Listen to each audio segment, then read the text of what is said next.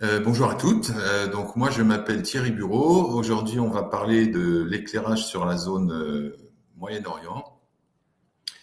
Et je vais commencer par vous dire un petit peu qui je suis. Donc je suis arrivé, j'ai une formation technique à la base et je suis arrivé au Moyen-Orient il y a bientôt 21 ans.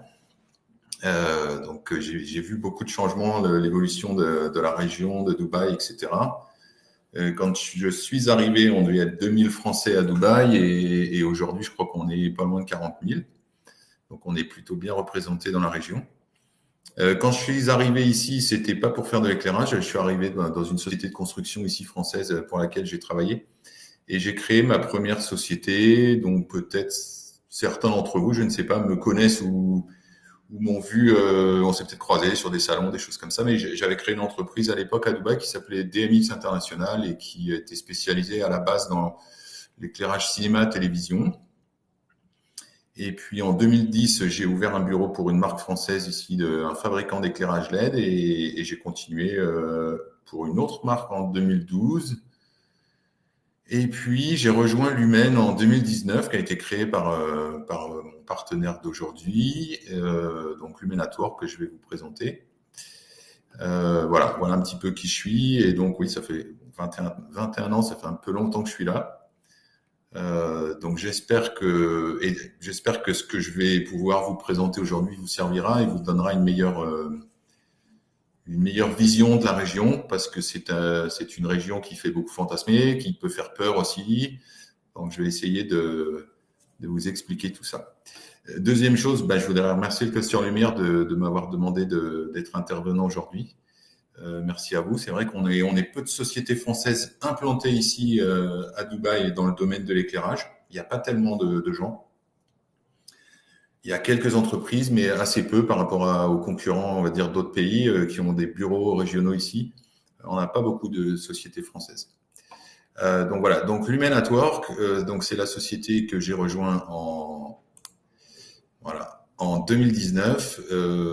Alors qu'est-ce qu'on fait chez Lumen? Moi, on est un peu un bureau d'études. On va commencer comme ça.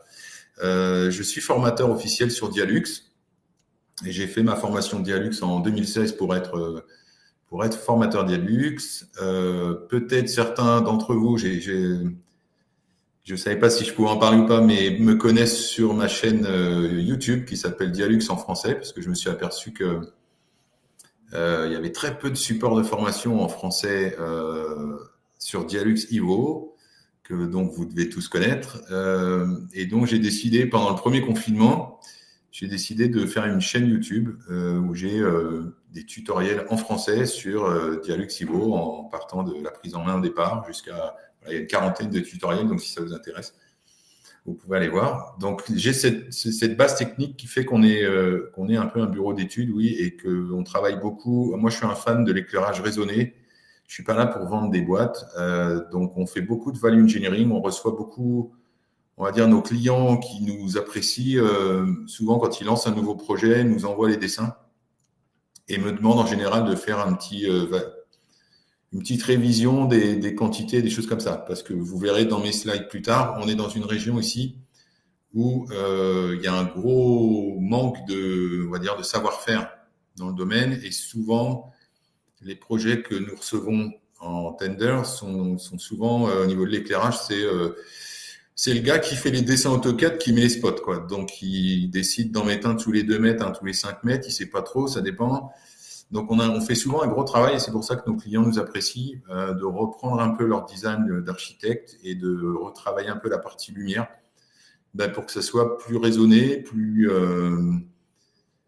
respectueux de l'environnement, avec vous connaissez bien, mais ici ils connaissent pas trop encore les nouvelles réglementations qu'il y a eu en Europe, notamment sur l'éclairage urbain par rapport à la pollution lumineuse, par rapport à des choses comme ça. Donc on aide beaucoup nos clients à faire un peu ce travail parce que c'est une compétence qui manque un petit peu dans la région. Lumen, on est aussi distributeur de produits français. Donc, on est le bureau régional de la société Rani qui intègre aussi la société Novea que certains d'entre vous doivent connaître ou peut-être même la plupart d'entre vous. Donc, Rani est un fabricant d'éclairage urbain routier qui a bientôt 100 ans, qui a été créé en 1927 et qui a racheté Novea il y a une dizaine d'années, je pense. Et Novea est spécialisé dans l'éclairage autonome, donc l'éclairage solaire routier. Donc on est leur bureau régional ici. On est plutôt autonome puisqu'on a cette compétence technique, peut-être par rapport à certains de leurs agents qui sont des purs commerciaux. Nous, on intègre aussi la compétence technique qui fait qu'on fait nos études d'éclairage nous-mêmes et on les sollicite uniquement quand on arrive sur la partie prix ou délai ou des choses comme ça.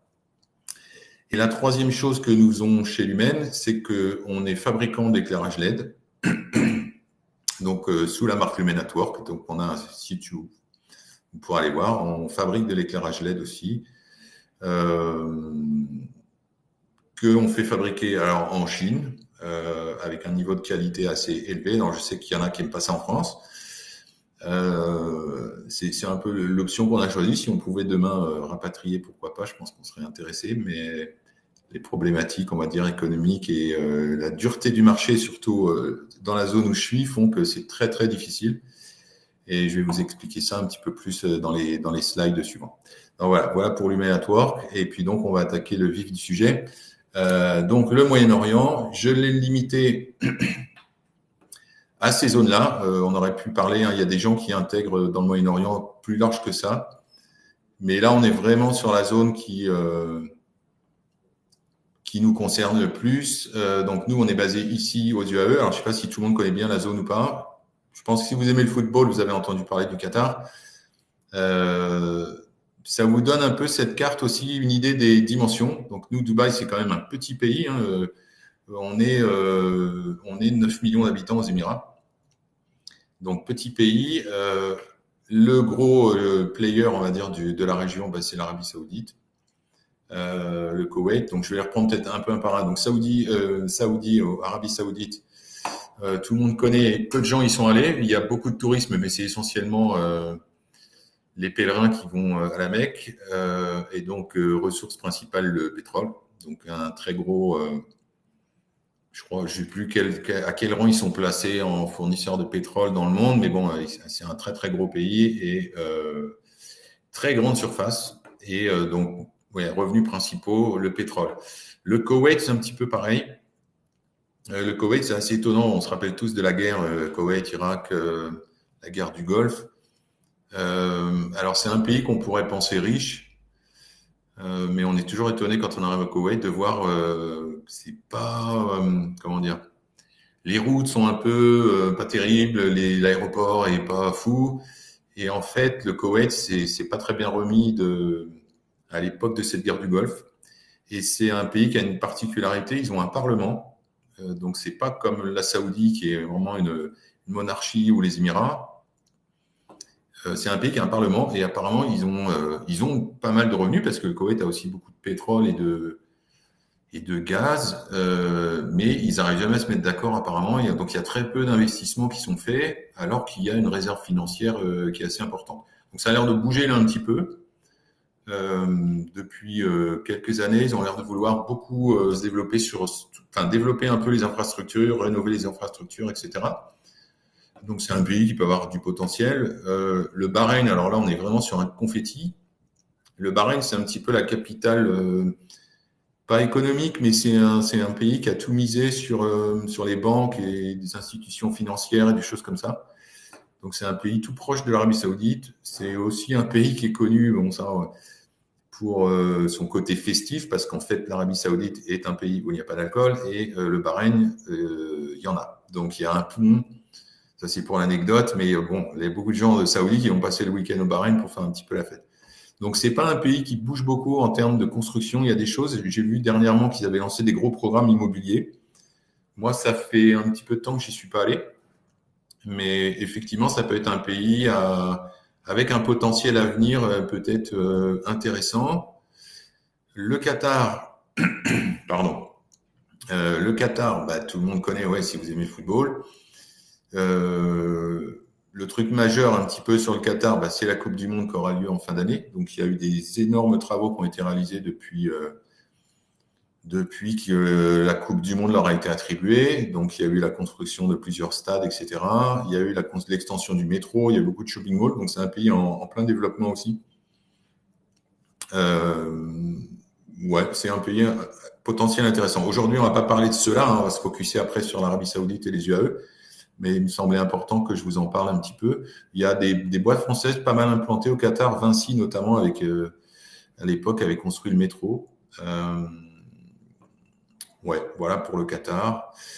Les UAE, donc on en parle après, donc les Émirats Unis, qui sont aussi on appelle ça une monarchie patriarcale, hein, donc il n'y a pas d'élection, il y a pas de choses comme ça. L'Oman, c'est un sultanat, donc là c'est le sultan qui a changé, je crois, l'année dernière suite au décès du précédent. L'Oman, c'est un peu le parent pauvre de la région.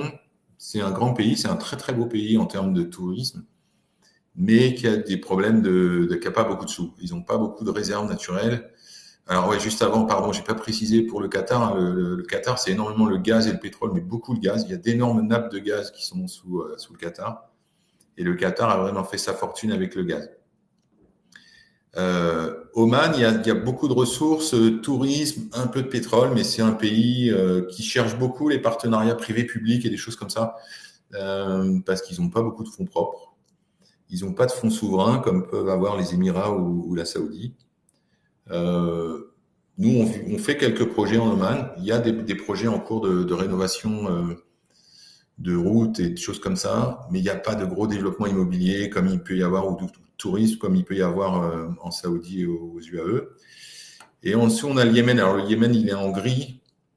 Parce que le Yémen, moi, j'ai toujours rêvé d'y aller et j'ai jamais pu y aller en 20 ans parce que c'est un pays qui est un peu en guerre, semi-guerre civile un peu permanente et notamment depuis 5-6 ans, qui est en guerre avec l'Arabie Saoudite et les Émirats. Donc, c'est un peu malheureusement un pays sinistré sur lequel on n'a jamais pu travailler et où de toute façon il est déconseillé à tout le monde d'aller, quoi. C'est pas du tout une bonne idée. Voilà, pour la zone un peu géographique. Alors, j'ai mis un petit slide après qui parle en fait on va dire, de la dynamique un petit peu dans la région. Comme en Europe, ici, on a eu le Covid, hein, forcément, ça a été pris très très au sérieux par les autorités. Donc, ça me semblait important de vous donner un peu les perspectives sur les années à venir. Donc, ce qu'on voit ici, hein, c'est jusqu'en 2023. Ah ouais, alors je crois que je peux avoir le pointeur normalement. Où est-ce qu'il est mon pointeur? Je sais plus. Pour vous montrer sur l'écran. Et Thierry, vous pouvez cliquer sur la flèche en bas dans le Ouais, c'est ça. clavier. Désolé, j'avais oublié. Voilà, j'avais oublié. Donc, le pointeur. Voilà, c'est très bien, on le voit. On le voit? Ok. Donc, voilà, ici, c'est un petit peu les années. Donc, c'est un peu une prévision pour les années à venir. Donc, tous ces pays, forcément, ont énormément souffert du Covid. Alors, avec une certaine flexibilité, on va dire qu'il n'y avait pas en France. Alors, ici, il n'y a pas le chômage partiel, il n'y a pas eu ce genre de choses. Il y a eu des aides de la part du gouvernement sur tout ce qui était sanitaire. Nous, ici, on a tous été vaccinés rapidement. Alors, on a été vaccinés avec le vaccin chinois, ce qui fait qu'on a dû refaire le vaccin Pfizer après pour pouvoir voyager, notamment en Europe. Mais ils en ont beaucoup souffert, notamment le tourisme et même le oil and gas, parce que quand les gens sont confinés chez eux, ils ne circulent plus en voiture. Donc, il y a eu pas mal de dégâts, on va dire. Comme il n'y avait pas d'aide publique, de choses comme ça pour les entreprises, il y a énormément de gens qui ont licencié des quantités phénoménales d'employés et qui ont mis la clé sous la porte. Donc, on a vraiment eu une baisse d'activité, nous, en 2020-2021 sur la région. Et on note depuis septembre, on va dire 2021, il y a une reprise. Et là, on voit un petit peu les prévisions avec qui seront un petit peu les leaders sur les années à venir. On voit ici que les UAE, il y a plutôt une bonne prévision de croissance et l'Arabie Saoudite pour 2022, ça baisse en 2023. On va voir pourquoi. Sur 2022, il y a énormément de projets là qui ont été lancés en Arabie Saoudite. Donc voilà, c'est un peu les deux pays qui vont l'idée la relance. Le Koweït aussi, ce que je disais tout à l'heure sur les infrastructures. Donc c'est peut-être des pays à surveiller. Après, quand je vais revenir à mon slide d'avant, on est sur des échelles de distance Si vous venez un jour aux Émirats et que vous voulez un peu voyager sur la région, hein, UAE, Qatar, alors ils ont été fâchés ensemble pendant 5 ans, on pouvait plus y aller.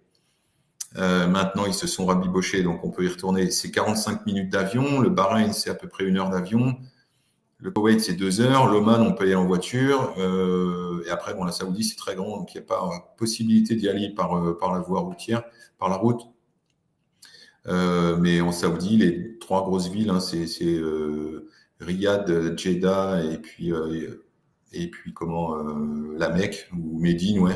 Et là, il faut prendre l'avion. Là, on est sur des durées de vol un petit peu plus longues. Mais tous les pays proches UAE, moi, je me rappelle quand j'allais régulièrement au Qatar, on part le matin, on rentre le soir, on a fait 6 meetings dans la journée, quoi. C'est pas un problème. L'Oman, un peu plus long, mais voilà, c'est une zone, on est sur une zone géographique assez petite. Donc, si vous venez prospecter sur les UAE, c'est pas ça fait du sens de se planifier peut-être un petit voyage et d'aller voir un petit peu autour les autres pays, si vous avez des contacts là-bas ou si d'ici là, vous aurez développé des contacts un petit peu là-bas. Donc, la région, on estime à peu près, alors j'ai trouvé des chiffres un peu disparates parce qu'il y a des chiffres qui se basent en fait sur les contrats qui sont gagnés par les entreprises par an, par trimestre. Bon. Mais c'est quand même plutôt une région dynamique en termes de construction, puisque c'est la construction qui nous intéresse. Il y a beaucoup d'immobilier, beaucoup d'infrastructures. On estime à peu près sur les années qui viennent, je ne vais pas vous dire de bêtises, les projets sur les pays du GCC. Donc ce slide-là que je vous ai montré avant, c'est vraiment les pays du GCC, c'est le Gulf Cooperation Council. Ouais, je ne vais pas dire de bêtises. On estime à peu près à 1600 milliards de dollars les projets de construction sur les années à venir. Donc, c'est une dynamique qu'il n'y a pas effectivement en Europe. Moi, depuis que je suis aux Émirats, ça construit, ça n'arrête jamais. Beaucoup pour de la spéculation, malheureusement, parce que c'est vrai, quand on se balade, pour ceux qui sont peut-être déjà venus à Dubaï et qu'on se promène un peu dans les rues le soir, on voit qu'il y a beaucoup d'immeubles, mais il n'y a pas beaucoup de fenêtres allumées. Il y a énormément de tours, mais il n'y a pas forcément un taux d'occupation. Alors surtout avec les crises qu'on vient de subir, où il y a pas mal de gens qui sont partis, je pense qu'il y a aujourd'hui une offre qui est supérieure à la demande, et étonnamment, ça continue pourtant de construire. Donc voilà, il y a 276 milliards de projets qui sont en projet, en design, on va dire. Enfin, non, je dis des bêtises, en projet, 348 milliards qui sont en design et 229 qui sont en appel d'offres. Donc, on est quand même sur des montants assez énormes. Je connais pas la statistique qui dit à peu près quel est le pourcentage de l'éclairage sur ce genre de choses, mais vous imaginez bien qu'il y a un marché potentiellement pour les sociétés d'éclairage, il y a un marché qui peut être intéressant. Néanmoins, je vais ensuite passer à la présentation de chaque pays. C'est une zone, quand on voit ça, on se dit, oh là là, c'est merveilleux, on va aller là-bas, c'est l'Eldorado, et on va faire fortune. C'est beaucoup plus compliqué que ça, en fait. Alors, je n'ai pas voulu non plus dresser un tableau noir de la situation, mais souvent, c'est un peu ça, on est un peu ébloui, on se dit, oh là là, c'est un peu un miroir aux alouettes, et donc, il faut faire attention. En plus, on a en ce moment les influenceurs, les choses comme ça qui nous sont arrivées là ici, ce qui donne pas forcément la meilleure image, mais qui par contre met énormément la zone en lumière. Et puis donc on voit ces gens qui vivent dans des grandes villas, dans des trucs, donc ça fait un peu paradisiaque. Bon, en termes de business, c'est beaucoup moins rose, donc il faut faut pas regarder ça au premier degré, il faut creuser un petit peu plus. Et c'est pour ça que j'interviens aujourd'hui devant vous, pour vous donner une vision un peu différente. Voilà, on passe. Donc, les Émirats Arabes Unis, donc là où moi je vis, c'est une fédération d'Émirats. Donc, à l'époque, c'était des tribus. Il y a 7 Émirats. Ça a été créé en 1971. Ils ont fait une sorte de fédération, fédération des Émirats. Donc, c'était les 50 ans d'ailleurs au mois de décembre. Donc, on a eu des célébrations, des choses comme ça. Et en plus, ça tombait en même temps que l'Expo universelle. Donc, cet émirat, Abu Dhabi, qui est le plus important, qui est essentiellement, dont les revenus sont essentiellement le pétrole et le gaz. Dubaï, qui est le deuxième, Pas en termes de surface. Je crois que Sharjah, si on cumule, est un petit peu plus grand. Mais c'est quand on vous parle Émirats Arabes Unis, je pense que tout le monde connaît Dubaï et personne n'a peut-être ou peu de gens ont entendu parler de Sharjah ou des autres Émirats. Donc la capitale des Émirats, c'est Abu Dhabi et l'Émirat d'Abu Dhabi, donc pétrole. Dubaï a un petit peu de pétrole, mais pas beaucoup. Donc Dubaï, il y a quelques années, a tout misé sur le tourisme et deux, les services. C'est-à-dire qu'ils ont créé des hubs ou des free zones et des choses comme ça en offrant des conditions hyper avantageuses pour les entreprises qui souhaitaient s'implanter, soit pour faire de l'import-export, puisqu'on est dans une zone, il ne faut pas l'oublier, on est à mi-chemin entre l'Asie et l'Europe. Donc il y a beaucoup de gens qui font du commerce, on va dire, et qui font de l'import-export grâce aux free zones, en important des produits d'Asie ou d'ailleurs, mais qui sont stockés, triés, modifiés, etc. à Dubaï et qui sont ensuite renvoyés sur d'autres zones.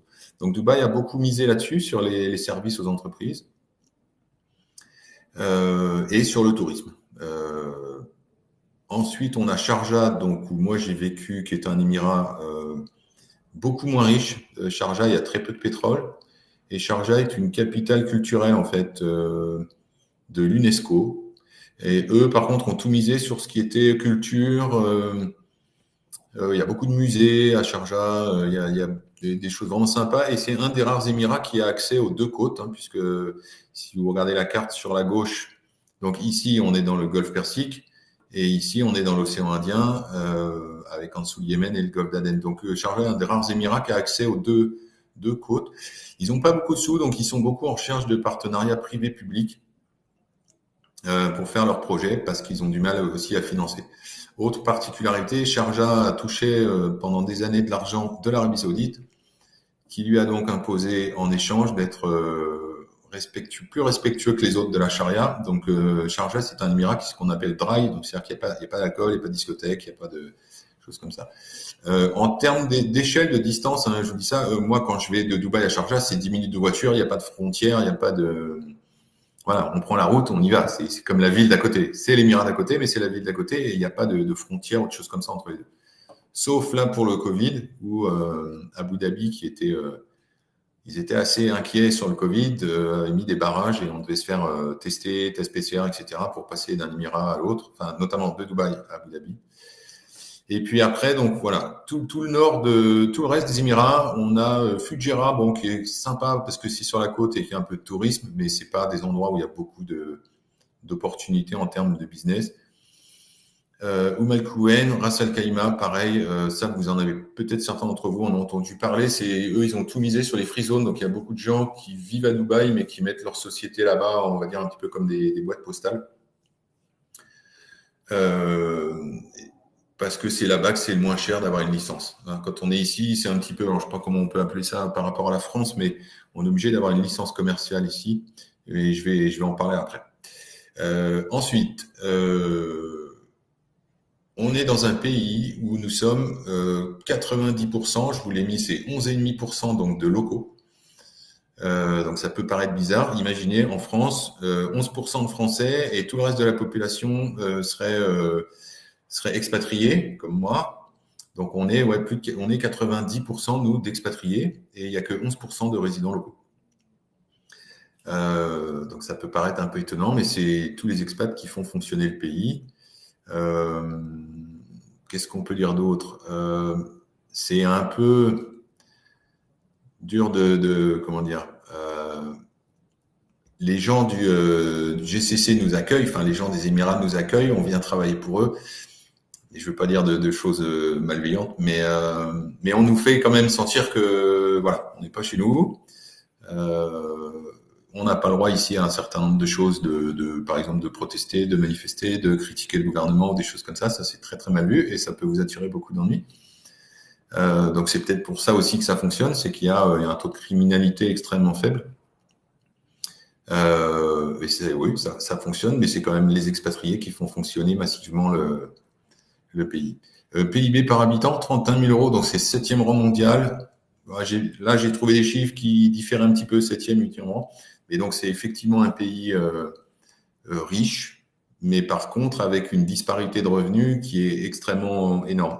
Dubaï, il y a des millionnaires, il y en a beaucoup, mais il y a aussi 80% des 90% d'expatriés, on va dire, ce sont les ouvriers indiens ou du Sri Lanka ou de pays comme ça, qui viennent construire les immeubles et qui là, pour le coup, sont des gens qui sont payés avec des salaires extrêmement bas et parfois, à cause on va dire, de mauvais employeurs, travaillent dans des conditions qui sont vraiment pas terribles, quoi.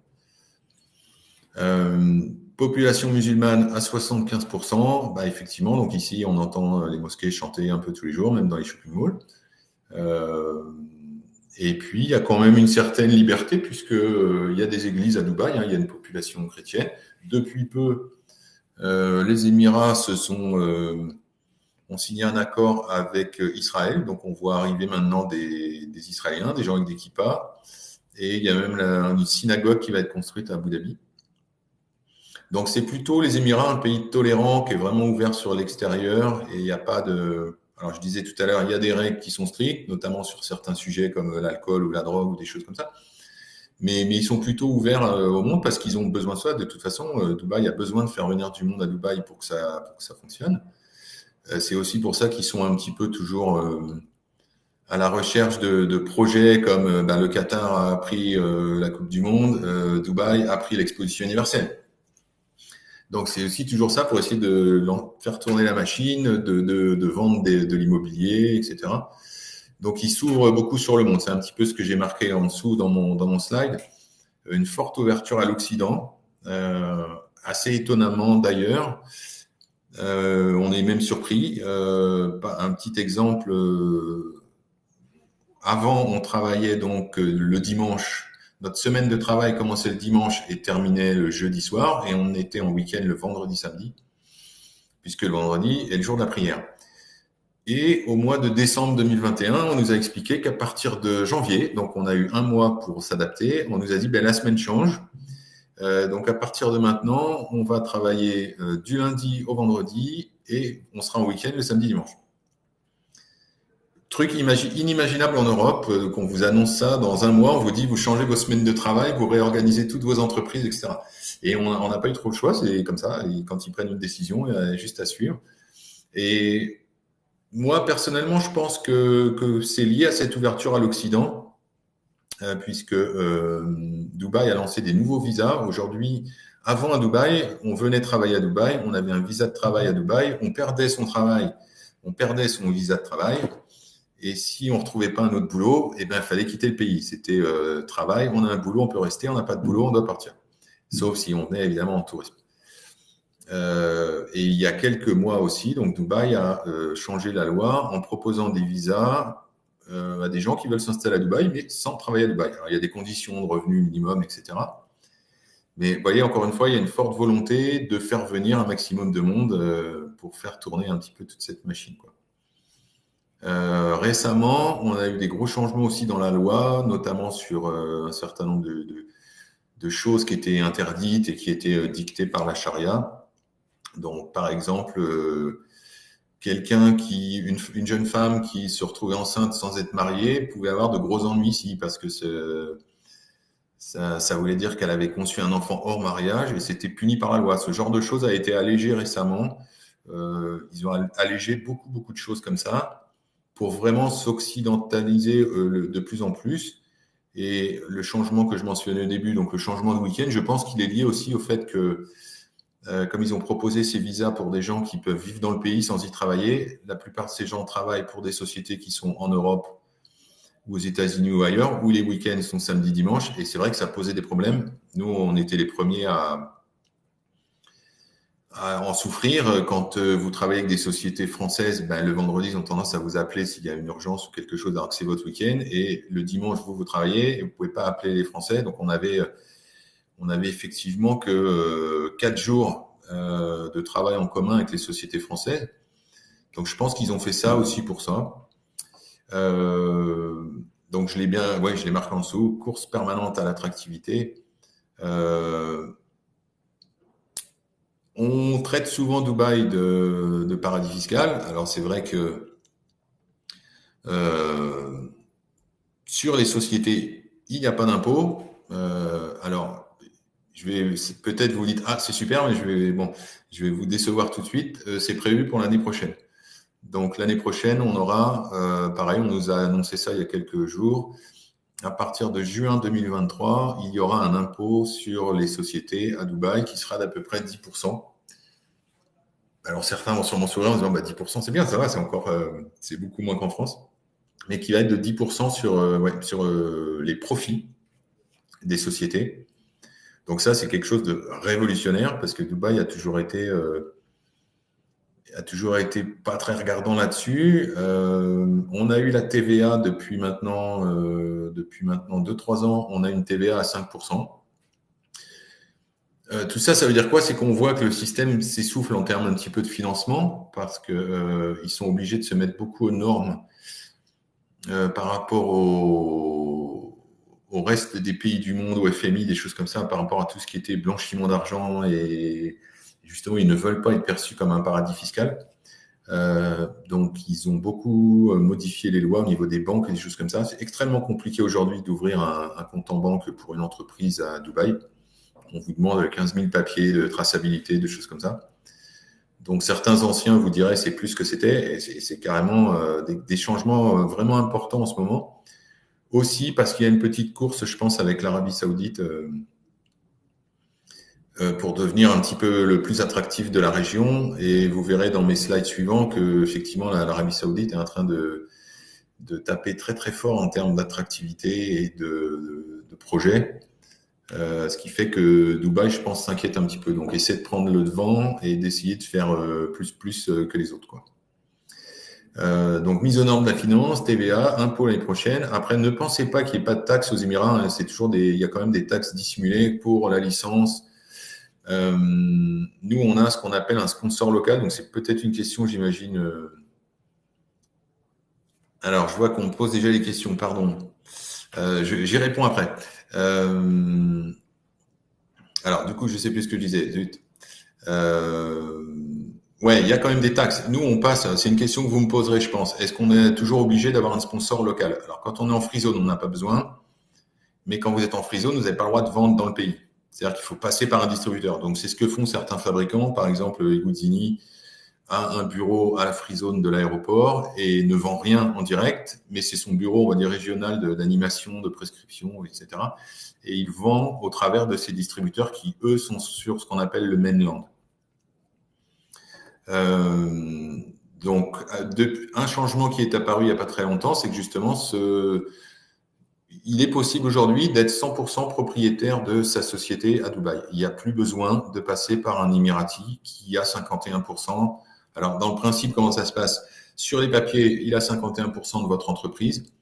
Et ensuite, on fait des papiers d'avocat qui font que lui renonce à toute demande de résultats, de participation aux résultats, de choses comme ça.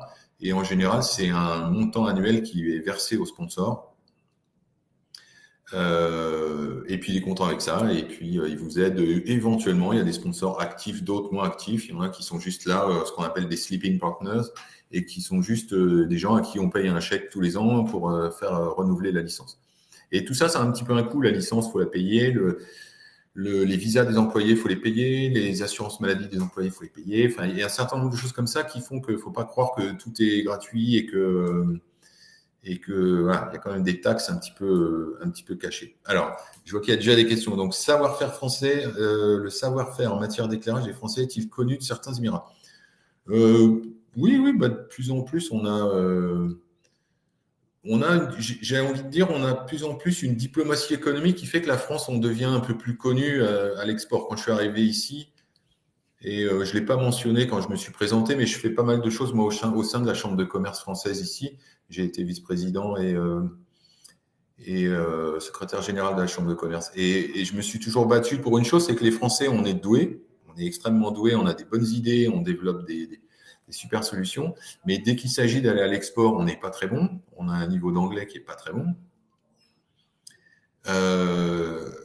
On a souvent, moi, pour travailler des fois avec des entreprises françaises, des problèmes, par exemple, les catalogues ne sont pas en anglais, ou même ici, il y a des gens qui demandent les catalogues en arabe. Et puis, on ne sait pas trop jouer en équipe, les Français. Donc, moi, j'ai créé un club ici qui s'appelle le Club Synergie, qui permet aux TPE, PME de se parler, de s'entraider, etc. Et il y a un réel changement depuis, on va dire, depuis le gouvernement Hollande, depuis Monsieur Fabius aux Affaires étrangères. Je trouve qu'il y a eu un vrai changement de diplomatie économique où les Français, on sait mieux maintenant se vendre, se déplacer à l'étranger, plus travailler en groupe et plus avoir le soutien du gouvernement. Je pense que certains d'entre vous peut-être bénéficient et travaillent avec la BPI, des choses comme ça à l'export. Je trouve qu'on s'est vraiment amélioré là-dessus et ça, c'est positif. Donc, de plus en plus, on se fait connaître. Après, en matière d'éclairage, je suis pas sûr, pour une raison que j'évoquerai juste après, mais je suis pas sûr que on est sur un marché business, et vous le verrez, j'en parle dans mes slides après. Les gens sont pas formés du tout. Pour être formateur Dialux, j'ai extrêmement de difficultés à vendre des formations ici parce que les entreprises ne payent pas les formations. Il n'y a pas comme vous avez en France comment on appelle ça, les points formation là que les gens accumulent. Ça n'existe pas. Et souvent, les entreprises ne laissent même pas les gens partir en formation parce qu'ils ont besoin d'eux dans les entreprises. La plupart des gens que j'ai formés ici avant Covid, c'était des gens qui prenaient 3 jours de congé et qui payaient leur formation de leur poche parce qu'ils pensaient que ça pouvait être bien d'avoir une corde de plus à leur arc sur leur CV. Donc, je suis pas sûr que le savoir-faire, il est connu, mais je suis pas sûr que les gens ici aient la compétence, malheureusement. Prenez pas mal ce que je dis, mais on est un peu au pays où tout le monde est un peu ingénieur, tout le monde. Je développerai un petit peu plus tard. Ensuite, quels produits, services français sont à l'heure actuelle les plus attractifs selon vous? Compliqué comme question. Les Français, on est très connus ici pour d'autres sujets, on va dire pour la gastronomie, pour la culture. Et, par exemple, Musée du Louvre à Abu Dhabi, très bon exemple de cette volonté de la France de s'implanter à l'étranger et de se faire plus connaître. Alors, je sais pas si vous pouvez clarifier un petit peu la question. Produits, services les plus attractifs. Dites-moi si vous pouvez clarifier un petit peu. Et entre-temps, je passe à mon slide suivant. Donc, aux Émirats, marché de la construction. Donc, c'est pas mal, hein, ça construit tout le temps.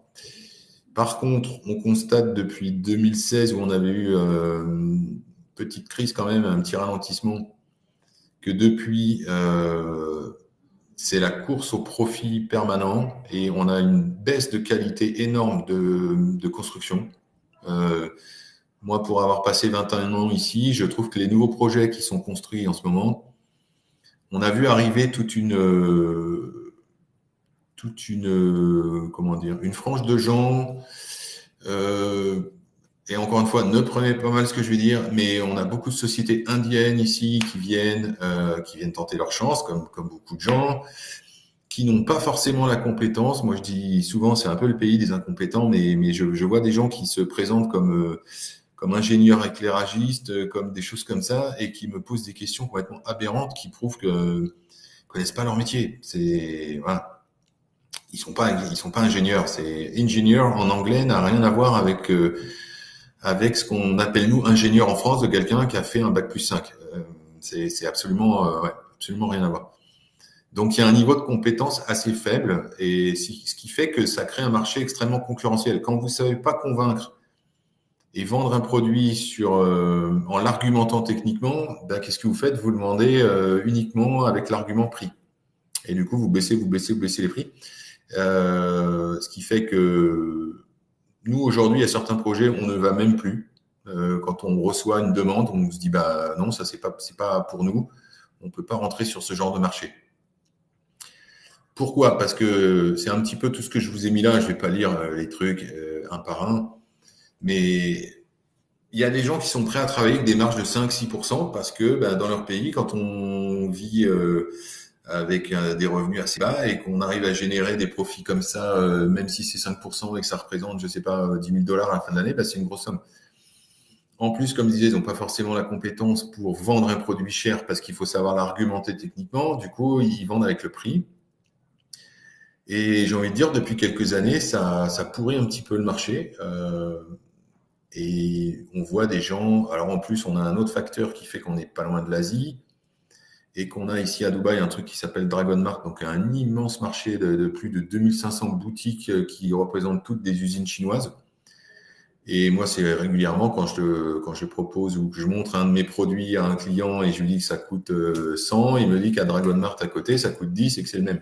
C'est évidemment pas le même. Mais encore une fois, si les gens n'ont pas non plus la compétence des interlocuteurs en face de vous pour faire la différence entre un produit, j'allais dire, excusez-moi l'expression, un produit dégueulasse et un produit de qualité, bah, c'est un petit peu le problème.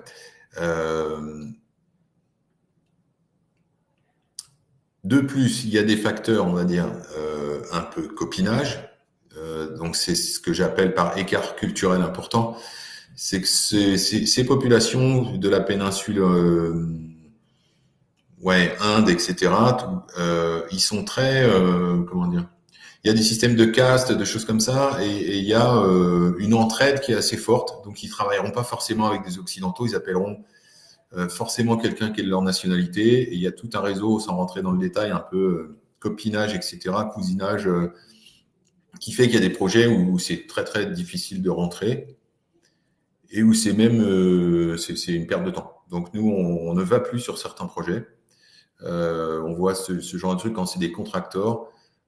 Régulièrement, j'ai vu des contracteurs ou des consultants, parce qu'ici, le système fonctionne comme ça. Hein. Donc, on a l'architecte, on a le consultant, donc le bureau d'études, et on a le maître d'œuvre, celui qui fabrique. Et en général, les contracteurs font tout pour maximiser leur profit.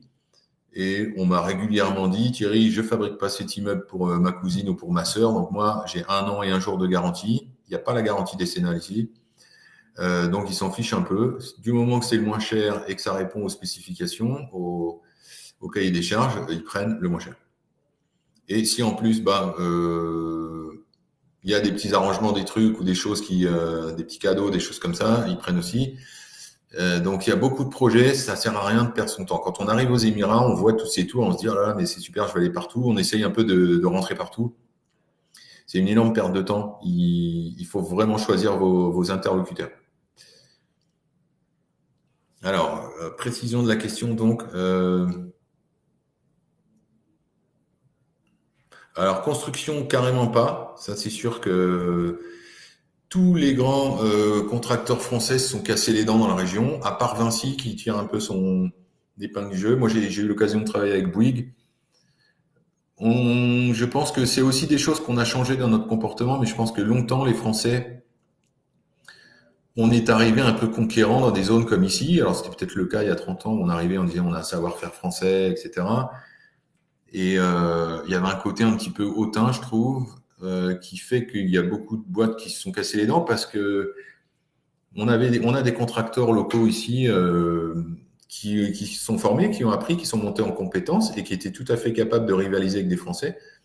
Ce que les Français n'avaient pas compris. Ils se remettaient pas en question. Et je pense qu'il y en a beaucoup, c'est pour ça qu'ils se sont cassés les dents, comme Bouygues ici, avec qui moi j'ai fait à l'époque le Ritz-Carlton, et c'est, je crois, le seul projet qu'ils ont fait dans la région. Alors que c'était, il y a 30 ans, 40 ans, des boîtes qui étaient extrêmement actives en Afrique, dans ces coins-là, et qui n'avaient pas de concurrence quand ils arrivaient, en fait. Donc, ils imposaient un peu leurs règles, sauf que, entre-temps, les concurrents ont appris. Téléphonie, non.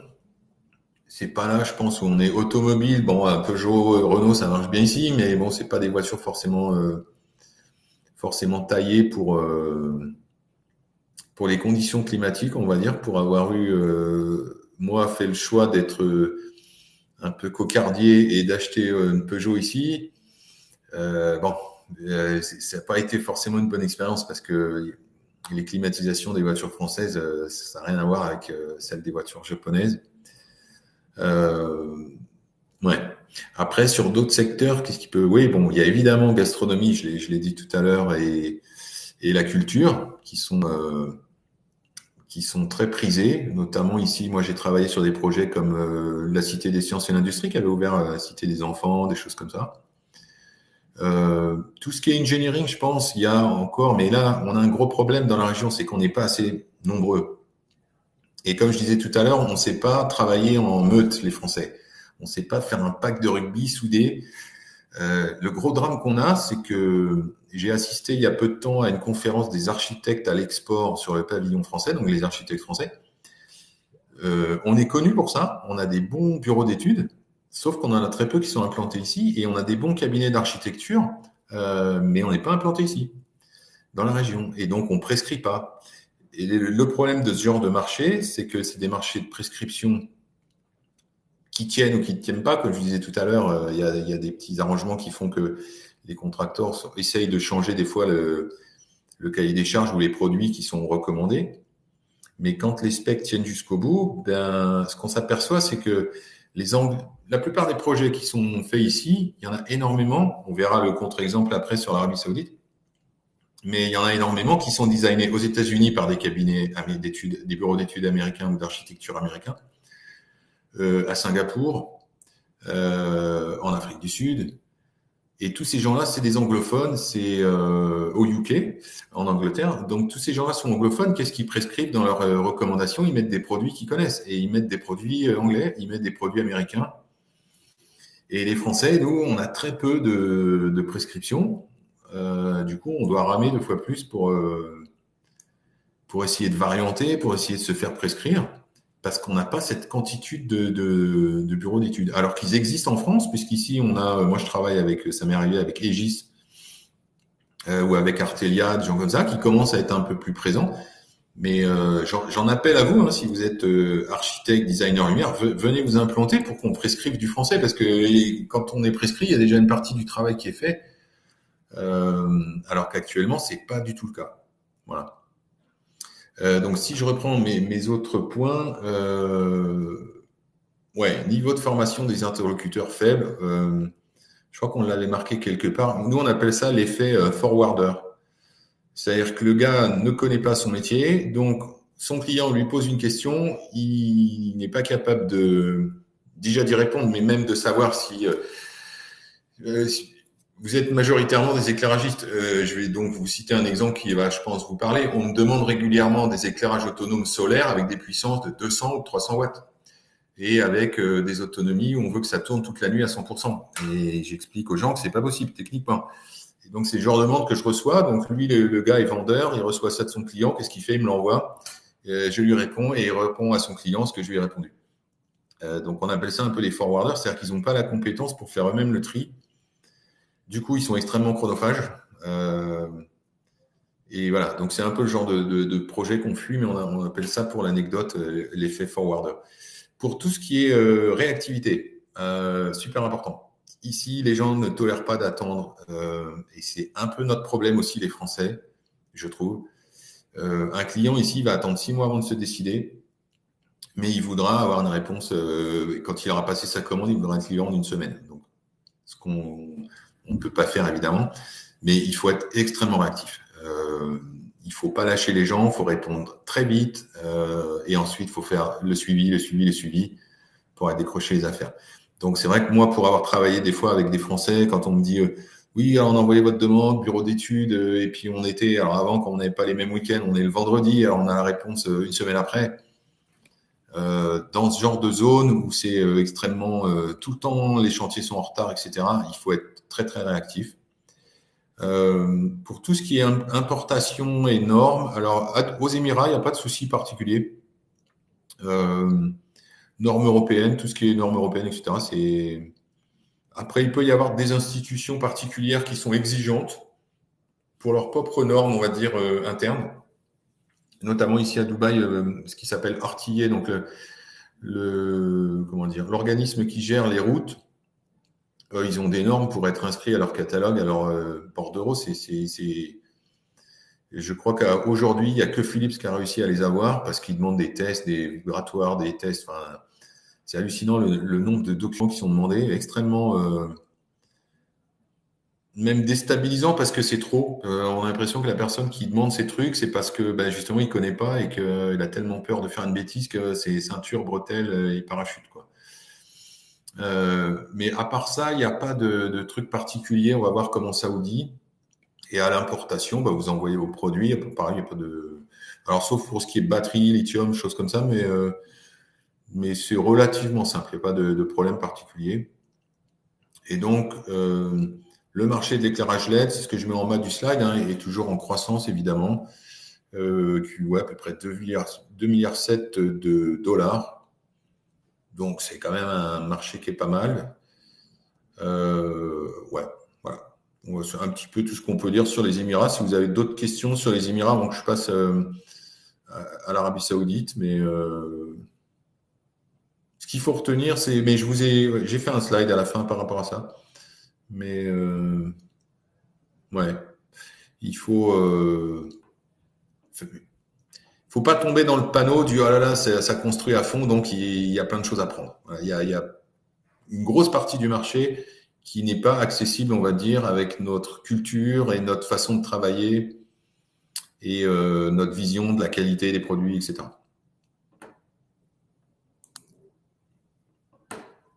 Alors, deuxième morceau, l'Arabie Saoudite. Alors, tout le monde, je pense, connaît l'Arabie Saoudite. Ce que je disais tout à l'heure, donc, c'est une monarchie patriarcale, ouais, comme les Émirats. Donc, c'est la famille Saoud. Hein, vous avez sûrement tous vu le jeune nouveau prince, là, Mohamed bin Salman. Très, très grand pays. 35 millions d'habitants. Si vous regardiez la première carte que je vous ai montrée, en termes de densité, je vous remets celle-là. Voilà, 35 millions d'habitants sur cette zone-là, 9 millions sur cette zone-là. Donc on voit que en termes de densité, c'est absolument pas comparable. C'est un pays immense, désertique sur une grosse partie. Et je vous donnerai plus d'infos après, mais on verra sur les paysages, etc. Ressources essentiellement le pétrole. Population extrêmement jeune. L'Arabie Saoudite a une population moyenne, je crois, l'âge moyen de la population, c'est moins de 30 ans, la moitié du pays. Je peux dire de bêtises. Mais il y a population extrêmement jeune, donc il y a une grosse demande de construction. Nous, souvent, on recevait des appels d'offres, c'était des universités. PIB par habitant, 20 000 euros, parce que c'était essentiellement le pétrole. Et il y a beaucoup de gens pauvres.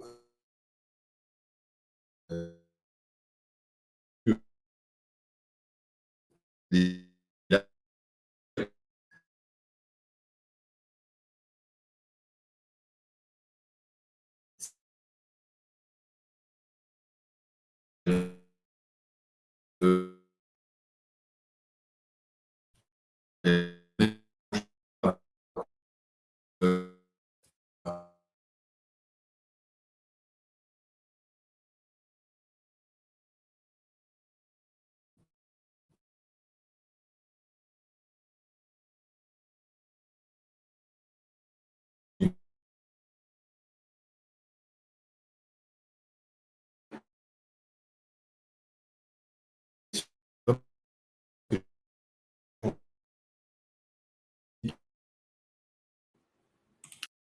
Oui, Thierry, effectivement, il y a quelques messages dans le chat. On a du mal à vous entendre. On dirait que vous êtes un petit peu...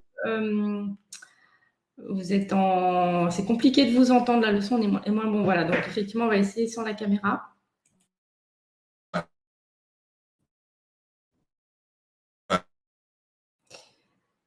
Alors non, c'est pas mieux pour l'instant, Thierry. Ce que je vais faire, c'est que je vais vous reconnecter. Ça va pas prendre très longtemps. Ça permet juste de relancer la connexion. Donc, j'ai relancé la connexion de Thierry. On a eu un petit peu ce problème juste avant pendant les tests. Donc, il va revenir dans la salle. Voilà, donc Thierry est revenu. Je le repasse animateur. Donc, Thierry, je vous redonne les droits pour réactiver caméra micro.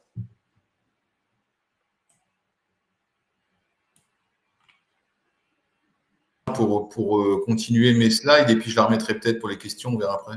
Oui, écoutez, c'est beaucoup mieux en tout cas. Là, on vous entend très bien. D'accord. Donc, j'en étais où? Désolé pour cette petite interruption. Donc Saoudi, un pays effectivement, donc là, charia pure et dure pendant des années, avec des règles extrêmement strictes, la peine de mort, pas très cool. Et puis depuis quelques années, avec le nouveau prince, une ouverture. Enfin, ils veulent s'ouvrir. Alors, c'est toujours un pays dry. Hein, il y a pas d'alcool officiellement en Arabie Saoudite. Les femmes doivent s'habiller d'une certaine façon. Il y a beaucoup moins ce qu'il y avait à une époque, ce qu'on appelait la police islamique, donc des gens qui étaient dans les rues et qui avaient le droit de vous frapper, entre guillemets, avec des petits bâtons. Si votre femme ou une personne avait une épaule qui se voyait ou pas les cheveux couverts, etc. Bon, tout ça, c'est un peu révolu. Ça reste quand même un pays un peu dur, hein, mais bon, mais c'est quand même bon, il y a une grosse ouverture, notamment au tourisme. Si vous êtes certains sur Paris, je ne sais pas si vous avez vu des fois les pubs énormes qu'on voit pour l'Arabie Saoudite par rapport au tourisme.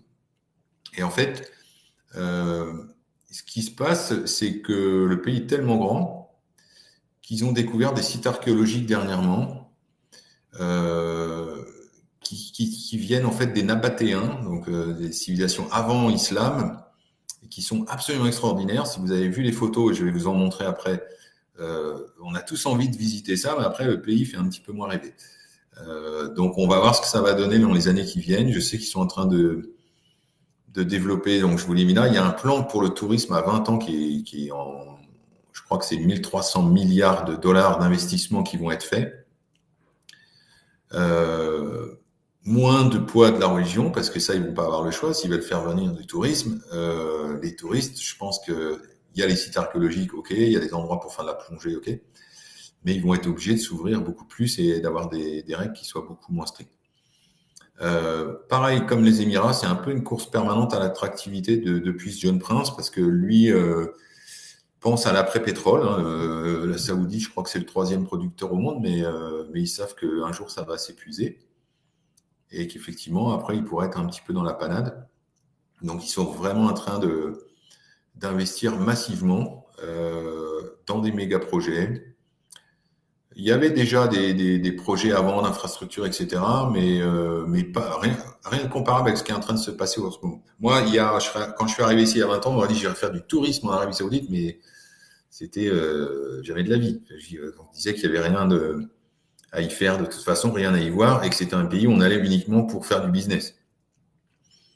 Et ben, vous allez voir que pourtant non, il y a quand même des sites qui sont assez fabuleux et surtout des choses qui ont été découvertes, enfin qui ont été laissées comment non visitées pendant des milliers d'années. Donc il y a des recherches archéologiques à faire, etc. qui est truc de fou, quoi. Euh, voilà. Donc la Saoudie, ça représentait 40% des projets dans tout le Golfe. Et voilà, ce que je vous disais tout à l'heure, il prévoit 1300 milliards d'investissements euh, dans les années à venir. Donc, on va voir, j'ai fait un petit peu la liste après des méga projets. Ils ont un plan à 2030, ils ont un plan tourisme sur 20 ans. Alors, quand on a mis arrangement interne fréquent, c'est un peu, je ne peux pas en parler, on va dire, de vive voix, mais je vous laisse comprendre ce qui est sous la phrase. C'est des pays un peu comme les Émirats où voilà, il y a toujours des petits cadeaux, des petits trucs sous la table, des choses comme ça, qui font que c'est un facteur à pas négliger. Ça sert à rien de perdre son temps sur des projets si vous avez un doute qui est zéro chance de l'avoir parce que tout est déjà un petit peu cuisiné d'avance, quoi. Le marché de l'éclairage LED représentait moins qu'aux Émirats, c'est ça qui est assez paradoxal, mais par contre,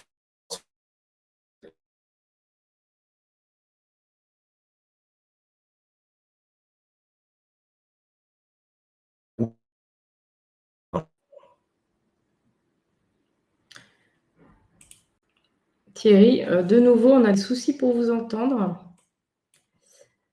Alors, pareil, je vais relancer votre connexion.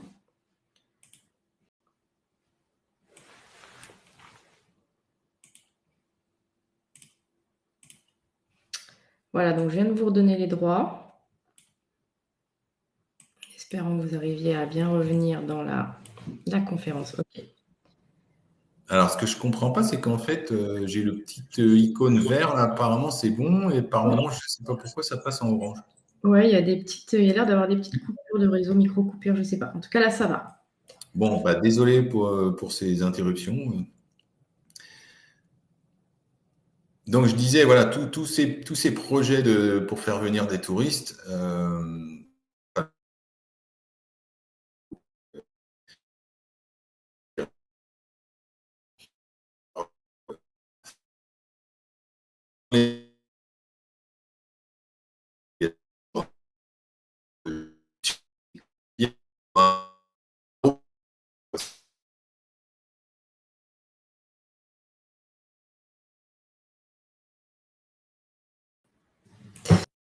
Je suis vraiment désolée Thierry, mais autant moi j'arrive bien à revenir dans la salle, autant pour vous c'est plus compliqué. Je relance votre connexion. Si jamais ça continue, Thierry, on vous fera rentrer dans la salle par téléphone.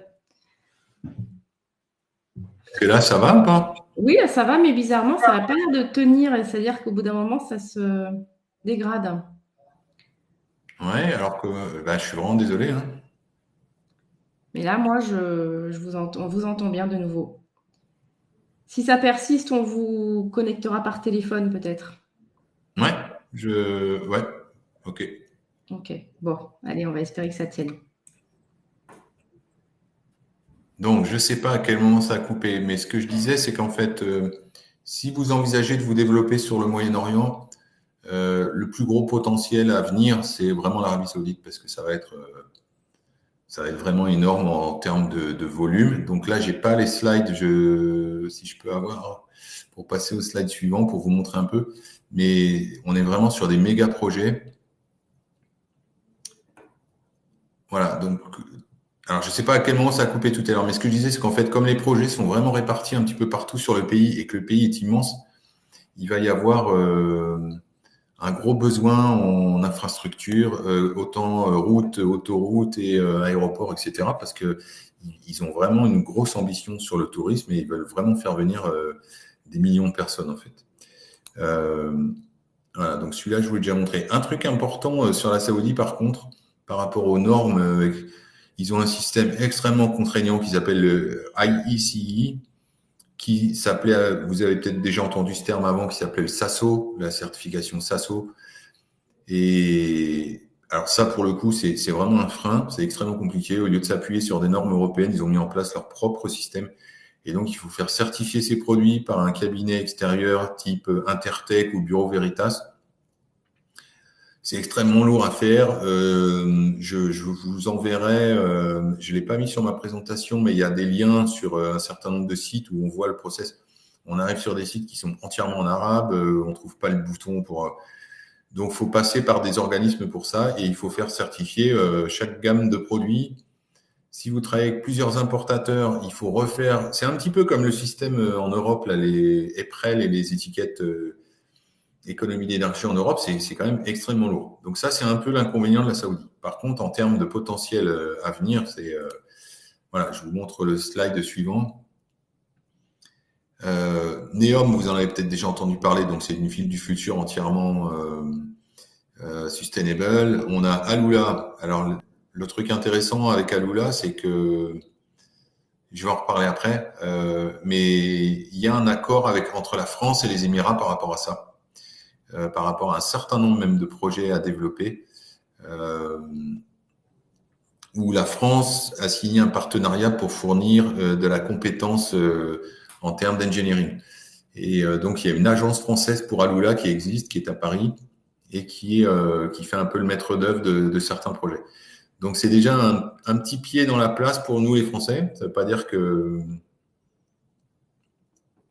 veut pas dire que c'est gagné, mais ça aide quand même un petit peu. Et encore une fois, vous voyez ce que je disais sur un peu l'intelligence économique et la diplomatie économique, ça, c'est des choses qu'on ne faisait pas avant, mais c'est quand même super intéressant. Donc, voilà, Alula, c'est ça. Donc, c'est vraiment des trucs type Petra, mais sauf qu'il y en a peut-être 150 sur un territoire qui fait la taille de la Belgique. Et donc, ils veulent faire venir 2 millions de touristes par an visiter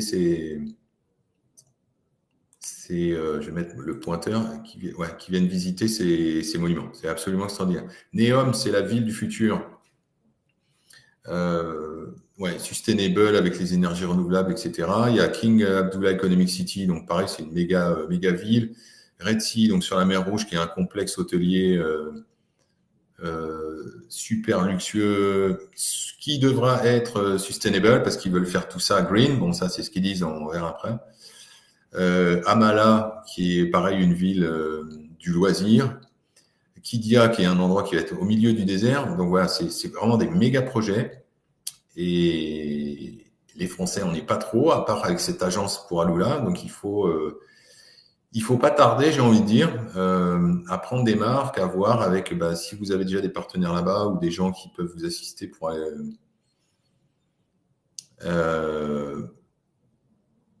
alors, j'ai une question. CB c'est-à-dire, si vous pouvez clarifier cette question. Mais voilà, c'est des projets où il faut se positionner maintenant parce que c'est en cours de design. Moi, j'ai beaucoup d'amis qui ont quitté les Émirats pour aller travailler là-bas, puisqu'ici, avec le Covid, beaucoup d'entre eux, notamment dans le domaine du loisir, ont perdu leur travail. Et ça, c'est uniquement les projets iconiques du gouvernement, mais vous imaginez qu'il y a bien aussi énormément de projets privés.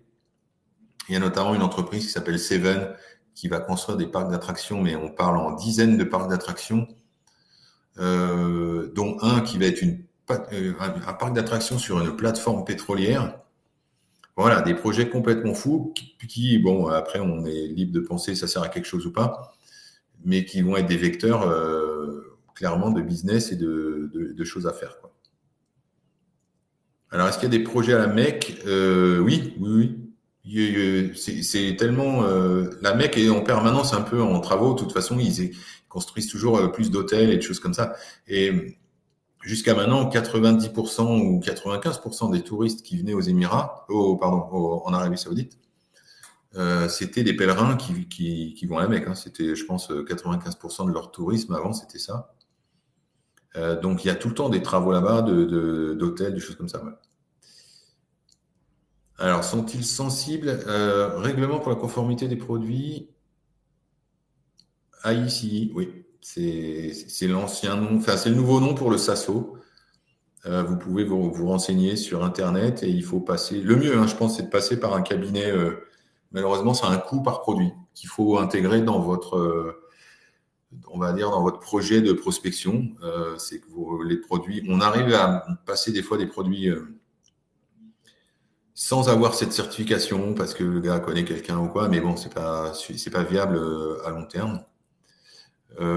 Sont-ils sensibles à la pollution lumineuse? Alors, les gouvernements, oui. Les contracteurs, non. C'est ça le problème. C'est que il y a des lois ici, mais alors, par exemple, à Dubaï, on a le Green Building Council, donc il y a une charte qui dit que on n'a pas le droit d'éclairer au-dessus d'un angle de 180 degrés plus de 2%. Sauf qu'elle est rarement appliquée et il y a rarement des contrôles. Donc on a toujours les gens du monde arabe adorent la lumière, hein. Nour, c'est le nom en arabe pour la lumière, et ils en mettent un peu partout, notamment sur les villas. Ils ont une fâcheuse tendance à mettre des luminaires partout sur les murs d'enceinte, mais genre un tous les 5 mètres, et ils font des sapins de Noël qui restent allumés toute la nuit. Donc la pollution lumineuse, ça commence à venir, mais c'est pas encore. Voilà, on a un gros travail de formation à faire pour leur expliquer. Avec le développement durable et les choses comme ça, ça s'améliore. Mais tout ce qui a été construit avant, il y a encore des gros problèmes. Dubaï, quand on est dans le désert, qu'on s'éloigne même de 50 km, on voit le halo lumineux de Dubaï dans le désert, c'est impressionnant. Voilà, je termine avec mon dernier slide et après on pourra faire des questions, mais c'est un petit peu ouais, j'ai appelé ça best practice. Le forwarder fou, il est là, donc lui, il faut s'en méfier, je vous en ai parlé tout à l'heure. Alors, je vois une autre question. Du coût de l'électricité en relation avec le niveau de vie. Le coût de l'électricité est à peu près le même en kilowattheure. C'est à peu près le prix. Moi, je paye 44 fils, donc il faut diviser par. C'est à peu près 11 centimes d'euros le kilowattheure. Le problème, c'est pas tellement le coût de l'électricité, le kilowattheure en lui-même, c'est la quantité qu'on consomme parce que vous me dites par rapport au niveau de vie. Pour une personne qui a un appartement ou une maison, c'est comme on est obligé de climatiser ici. J'ai pas fait de slide sur le climat, mais on est quand même dans un pays où, là, en ce moment, il fait bon, il fait même un peu frais le soir, mais du mois d'avril au mois d'octobre, c'est novembre, c'est un peu la fournaise, avec les mois les plus chauds où on peut être à 50 degrés et avec un taux d'humidité le soir de 95%. Donc, on est obligé de climatiser en permanence. Et donc, c'est pas tellement le coût du kilowattheure, mais c'est la quantité qu'on est obligé de consommer pour climatiser sa maison qui fait que ça peut vite s'avérer très cher. Les frais d'eau, d'électricité, ouais, l'eau est une eau entièrement dessalée par des usines. Donc voilà, tout ça, ça a un coût, mais c'est plus lié au volume. Alors l'eau est chère, mais pour l'électricité, c'est plus le volume qu'on consomme. Gestion de l'éclairage public intelligent au Moyen-Orient. Alors, depuis quelques années, oui. Ils ont tous maintenant, ils veulent tous absolument qu'il y ait le NEMA socket avec l'émetteur là, sur les luminaires, quelle que soit la technologie. Ça marche très peu avec les courants porteurs, malheureusement, parce que les installations électriques des routes, notamment, sont plutôt vieillottes et, comme je disais, qui ont été faites par des gens qui sont pas forcément compétents. Donc, il peut y avoir des croisements de phases, de trucs et tout, qui fait que la technique courant porteur, ça dépend des pays, mais elle marche pas toujours bien dans la région. Mais par contre, tout ce qui est contrôle LoRa ou des choses comme ça, enfin, on va dire à distance, se généralise ici, oui. Oui.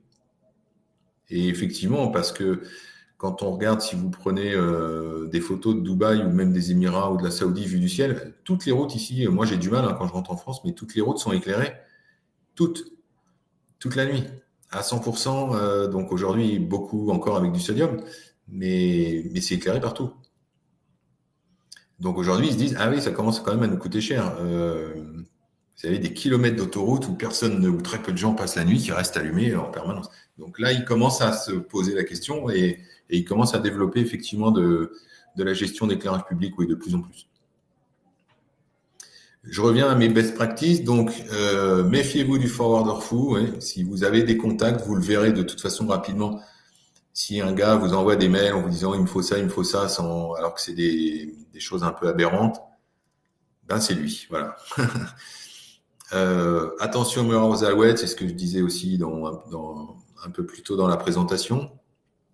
C'est pas parce qu'il y a beaucoup de construction que c'est facile et que ça va tomber du ciel. Il y a énormément de concurrence, il y a énormément maintenant de sociétés chinoises qui s'implantent directement ici, énormément de sociétés turques. Ouais, la concurrence est féroce et en plus pas très loyale, on va dire. Nous récemment, on a eu un problème où un concurrent a utilisé nos fiches techniques dans son offre en expliquant oui, ça allait être un produit. Alors c'était une fiche technique Rani en expliquant que ça allait être un produit. Oui, c'était Rani, c'était français et il a vendu autre chose. Et le client s'en est aperçu et pourtant bizarrement il s'est pas passé grand chose derrière. Il y a pas eu parce qu'ils étaient en retard et que du coup il fallait livrer le chantier et donc il y a eu une espèce d'omerta. Donc ouais, faut pas oublier ce facteur-là quoi. C'est un peu des fois pas un peu, c'est complètement déloyal par moment au niveau de la concurrence. Prendre son temps, c'est plus sur signer des choses et des trucs comme ça. Il faut tester un peu les gens. Parce que quand, par exemple, vous allez en Arabie Saoudite, ils sont tous les plus forts, ils sont tous les meilleurs, ils ont tous 400 boutiques dans tout le pays. Ils vous demandent des prix pour 100 000 pièces, 50 000 pièces. Et puis, vous passez du temps, vous envoyez des cotations, des trucs, puis après, il n'y a pas de réponse. Même pas un merci, même pas. Donc, il faut faire attention à ça. Prendre son temps, tester un peu les gens. Ils vous envoient une demande, vous répondez, vous voyez s'il y a du retour, vous faites le suivi. Et il ne faut pas signer, il y a des trucs qui peuvent être rédhibitoires, il ne faut pas signer des accords exclusifs de distribution, il faut vraiment y aller step by step. Parce que ça peut être après très difficile à démonter si le gars ne fait pas le boulot et que vous avez signé une exclusivité avec lui. Bosser l'anglais, bon ça, parce que c'est la langue du business ici. Et c'est vrai que les Français, on n'est pas trop bons là-dedans. Rester humble, c'est pas arriver en disant ah oui mais nous on est français donc c'est super qualité donc c'est cher donc soyez flexible. Les gens ici ils cherchent des solutions et voilà ils vont vous demander des moutons à 5 pattes des trucs si vous êtes en capacité de le faire et souvent on avait peut-être je pense dans le passé ce travers de dire ah non mais ça c'est pas possible, ça c'est pas possible, ça c'est pas possible. Donc, à la fin, les gens vous diront, bah oui, mais alors qu'est-ce qui est possible? Ils sont toujours à la recherche un peu des fois de trucs spécifiques. Et ce qui peut être un avantage, parce que comme la concurrence ici n'a pas forcément la compétence, si vous êtes capable d'être flexible et de répondre à des demandes spécifiques en étant rapide et réactif, et ben ça peut être un avantage. Ça peut être un avantage par rapport aux autres qui maîtrisent pas leur métier ou qui savent pas se faire du spécifique, qui vendent que des boîtes sur des étagères. Voilà. Mais pour ça, il faut bien bosser son anglais et répondre rapidement. Et voilà. Il faut pas. Il y a rien de pire que la réponse du technique, on va dire, qui dit ah ben non mais ça c'est pas possible. Oui, mais alors qu'est-ce qui est possible? Moi, je dis toujours ici, il faut pas dire. On dit pas non à un client, mais on dit non, mais par contre, je peux vous proposer autre chose, ou je peux vous développer quelque chose, ou je peux vous trouver une alternative ou des choses comme ça. Mais répondre non en disant non, c'est pas possible, c'est ça, ils n'aiment pas ici. Donc voilà, messieurs, dames, j'ai fini moi pour mes slides. J'espère que. Désolé pour les interruptions de son. Donc si vous avez maintenant des questions, n'hésitez pas. Merci Thierry. Écoutez, on vous a beaucoup mieux entendu après la dernière coupure. Donc on est assez optimiste pour la suite. Peut-être ce que je vous propose, le temps que vous réfléchissiez à vos questions, c'est qu'on lance le sondage qu'on avait prévu de faire au début. Comme ça permet aussi d'en savoir un peu plus sur comment vous vous positionnez, vous, en tant que participant par rapport aux pays du Golfe. Donc, connaissez-vous les pays du Golfe et avez-vous déjà visité certains d'entre eux? Première question. Ensuite, n'oubliez pas de descendre avec votre petite souris, de scroller vers le bas parce qu'il y a plusieurs questions. Avez-vous des relations commerciales en cours avec des pays du Golfe? Donc, toujours choix unique, oui ou non. Question 3, vos catalogues, sites web et brochures sont-elles disponibles en anglais, voire en arabe? Question bien pratique, mais en effet qui a du sens. Quatrième question, vos produits disposent-ils de la certification IECEE pour l'Arabie Saoudite? Donc, certification qui a été évoquée brièvement tout à l'heure. Et donc, question 5 en lien avec la question 4, si vous avez répondu non à la question 4, êtes-vous prêt à les faire certifier? Voilà, donc on a les réponses qui s'incrémentent au fur et à mesure. On va attendre que le curseur de réponse se stabilise et puis ensuite, je vous montrerai les réponses aux questions. Donc, pour ceux qui ont déjà répondu, vous pouvez continuer à écrire vos questions pour Thierry. Et si vous voulez poser des questions à l'oral, n'hésitez pas aussi à me proposer d'activer votre caméra, votre micro. Vous pouvez cliquer sur le petit bonhomme tout en bas à droite pour lever la main. Ça va se voir dans la liste des participants et comme ça, je vous active caméra et micro. Alors, ça ne bouge plus trop sur les réponses. Donc, je vais clôturer le... Ah, si, 9 réponses. Allez, je clôture le vote et je partage les résultats. Donc, la majorité d'entre vous n'a pas encore de connaissances ou pas encore visité les pays du Golfe. Donc, pour 46% d'entre vous. Certains d'entre vous, donc à moitié-moitié en fait des répondants, ont déjà des relations commerciales avec les pays du Golfe, donc à 50-50 dans cet auditoire. La majeure partie d'entre vous, donc 7 sur 13, ont des catalogues, sites web et brochures disponibles en anglais, voire en arabe. Donc c'est bien, vous êtes prêts déjà au niveau de vos catalogues et de vos brochures, pour la plupart d'entre vous. En revanche, aucun d'entre vous n'a la certification IEC2E. Et pour ceux qui ont répondu non, donc la totalité d'entre vous, en fait, vous êtes prêts pour la plupart, pour le coup, à faire certifier. Donc, je ne sais pas si Thierry, vous pourrez nous éclairer un petit peu sur cette question de certification, mais visiblement, il peut y avoir un intérêt pour notre auditoire d'en savoir un peu plus.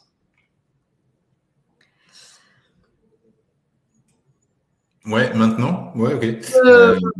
Vous voulez, un peu forcément maintenant. Je vais peut-être juste fermer le sondage. Est-ce que vous voulez que je revienne sur vos slides? Est-ce que ça a du sens? Oui, peut-être j'en aurais besoin pour répondre à certaines questions. Ouais.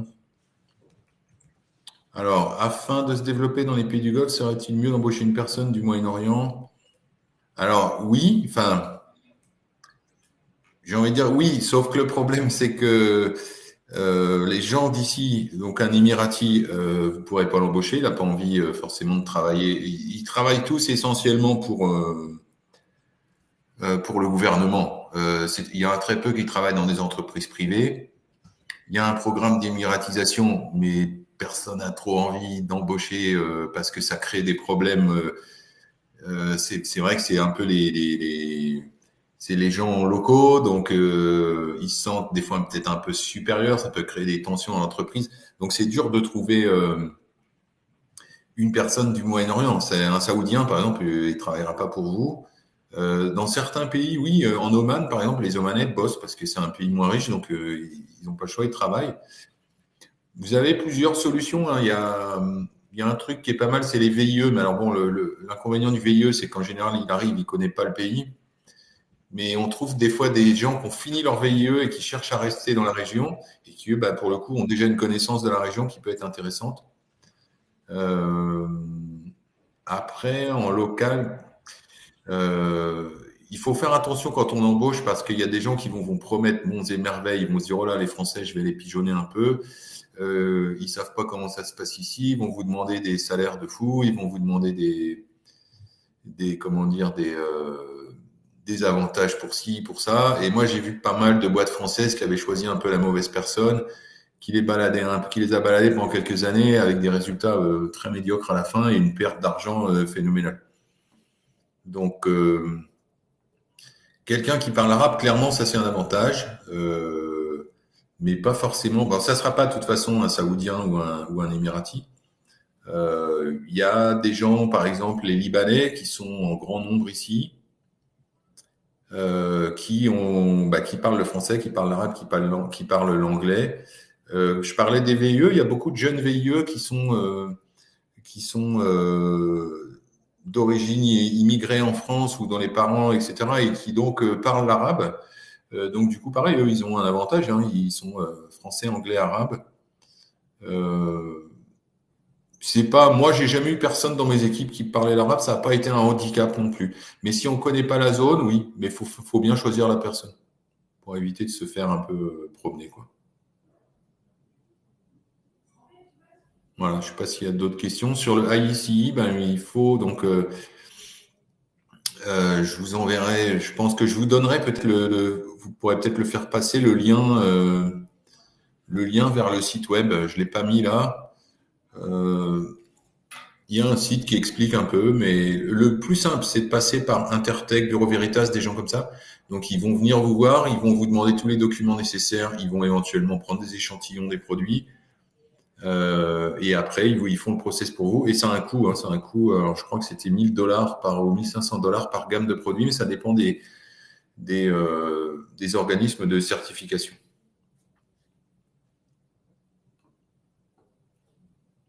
Et c'est valable 1 an, je précise. C'est valable 1 an et il faut le refaire après.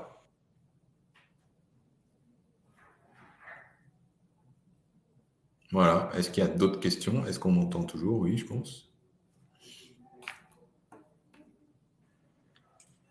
On vous entend toujours. On va peut-être laisser encore un peu de temps pour les questions. Peut-être juste dans la continuité sur cette certification, combien de temps, à votre avis, il faut pour l'obtenir? C'est difficile de répondre à cette question. Ouais, c'est difficile, ça va dépendre des produits, ça va dépendre du bureau. Nous, quand on a fait du Sasso, ça prenait 2-3 semaines, mais il fallait qu'il y ait un gars qui vienne voir les produits, etc., qui les emmène dans son labo, on ne sait même pas ce qu'ils ont fait avec, et puis ils sont revenus avec un papier, et puis on a payé. Mais ouais, c'est un peu le frein dans ce pays-là, en Saoudi, c'est ça. Mais il y a des boîtes spécialisées qui le font. Faut juste le prévoir dans son budget en disant, OK, si mon projet sort ou si je veux proposer cette gamme de produits-là, il faudra qu'elle soit certifiée. Pas pour venir la présenter, etc., mais à partir du moment où il faudra l'importer, là, ça sera un document qui sera demandé, quoi. Ok, parfait. Après, ouais, je vais revenir sur ce slide-là. Parce que voilà, je vais me répéter un peu, mais il il y a un truc qui était vrai avant, mais je sais pas ce que ça va donner dans les années qui viennent. Mais la plupart des gens se disaient, on se base à Dubaï pour travailler sur le Golfe, parce que c'est vrai que Dubaï, bon, il y a quand même l'aéroport, il y a les choses comme ça. C'était le spot le plus pratique. Je pense que dans les années qui viennent, c'est pas inintéressant d'envisager de se positionner directement en Arabie Saoudite, ce que faisaient pas les gens avant. Avant, les gens s'installaient à Dubaï et ils travaillaient sur les pays autour. Mais je pense que maintenant, il faut réfléchir à ça. Et en plus, ils sont extrêmement attractifs fiscalement pour essayer de faire venir des entreprises, des industries, etc. Notamment dans l'agroalimentaire. Parce qu'ils se sont aperçus avec le Covid que tous ces pays étaient extrêmement dépendants des importations pour l'alimentation. Donc ça, je peux pas vous donner ou vous aider, mais je pense que il y a des cabinets spécialisés en France à l'export, etc., qui peuvent vous aider aussi à voir un peu quel est le coût d'un loyer, de bureau, d'une licence en Saoudi. Parce que je pense que de plus en plus de boîtes vont faire ce choix-là. Et quand on est plus près du client, on est plus réactif et on est donc plus performant quand on est sur place.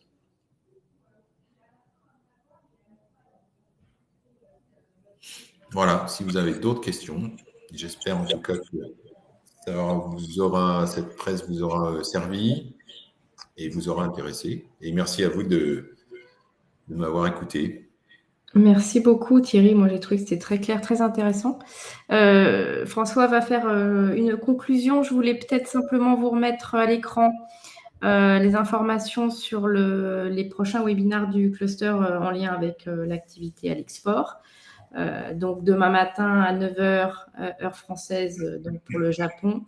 Et ensuite demain après-midi, 16h pour tout ce qui concerne l'Amérique du Nord. Vous avez dû recevoir un lien pour ceux qui se sont inscrits aussi à cette conférence d'accès. N'hésitez pas à revenir vers moi si jamais vous ne retrouvez pas ce lien. Voilà, bah écoutez, merci à vous. Et François, je te laisse la parole pour la conclusion. Oui, bonjour à tous. Donc François Brunet, directeur du Cluster Lumière. Je voulais avant toute chose remercier Thierry Bureau pour cette présentation extrêmement intéressante sur les marchés Moyen-Orient et plus particulièrement Dubaï, enfin Émirats et Arabie Saoudite. Je crois qu'on a eu vraiment ce qui était souhaité, des informations extrêmement pratiques basées sur une connaissance vécue depuis longtemps de ce marché-là. J'espère que ça vous aura apporté vraiment des informations utiles pour vos projets de développement sur cette zone. Merci également à Marine pour l'organisation de ce webinaire. Et donc, les deux autres, effectivement, qui sont affichés. Donc, demain matin, on parlera du Japon, 9h, et demain après-midi, 16h. C'est ça, 16h du marché États-Unis-Canada. Et donc, je vous rappelle en fait que ces 3 webinaires, on les organise dans le cadre d'un projet européen auquel on participe en tant que Cluster Lumière, qui s'appelle le projet ELCA4I, et qui est un projet européen qui vise à accélérer, à favoriser l'internationalisation des PME européennes. Et donc, pour ce qui nous concerne en particulier, nos PME dans l'éclairage au niveau du cluster lumière. Parallèlement à ces webinaires, on est en train d'organiser, donc avec Marie Adidi, je sais qu'elle est connectée, qui est notre responsable international, des missions, toujours dans le cadre de ce projet, sur chacune de ces zones. Et donc, vous aurez bientôt de l'information qui va être diffusée sur les missions que nous avons prévu d'organiser aux États-Unis, à Dubaï et éventuellement au Japon. Donc, bien entendu, on vous invite à nous contacter si vous avez des besoins d'informations complémentaires. Donc, contactez Marie Adidi, responsable international. On est à votre disposition pour répondre à vos questions, pour aussi bien comprendre vos besoins, pour éventuellement orienter les missions de façon à ce qu'elles répondent à vos besoins, et puis faire en sorte que vous puissiez avoir des moyens de vous développer sur ces marchés-là en vous appuyant sur des événements qui sont organisés par le cluster. Nous, on bénéficie pour cela d'aide de la région, également d'aide dans le cadre de projets européens. Et ces aides, on vous en fait bénéficier à travers notamment l'organisation de missions, à travers l'organisation de stands collectifs sur des salons et sur une prise en charge partielle de vos frais de déplacement et de séjour. Donc, c'est vraiment une opportunité pour vous. Et donc, n'hésitez pas à revenir vers nous sur ces trois marchés-là, sachant donc que l'information sur l'émission, elle devrait partir assez vite sur les États-Unis. Vraisemblablement, d'ici la fin du mois de février, vous aurez une information sur la mission que nous prévoyons aux États-Unis. Voilà, merci à vous. Merci encore d'avoir suivi ce webinaire et merci à Thierry Bureau. Et puis donc, pour ceux qui sont concernés, à bientôt et à demain même pour les webinaires sur le Japon et sur l'Amérique du Nord. Au revoir. Merci à vous, en tout cas, c'était un plaisir. Et voilà, bosser en équipe, si j'ai envie de dire un mot final, bosser en équipe, les bureaux d'études, les fabricants, etc., il y a comme ça que ça marche. Oubliez le côté, il va me prendre mon projet. Non. Travailler en équipe, c'est ça qui marche le mieux à l'export. Voilà, merci à tous.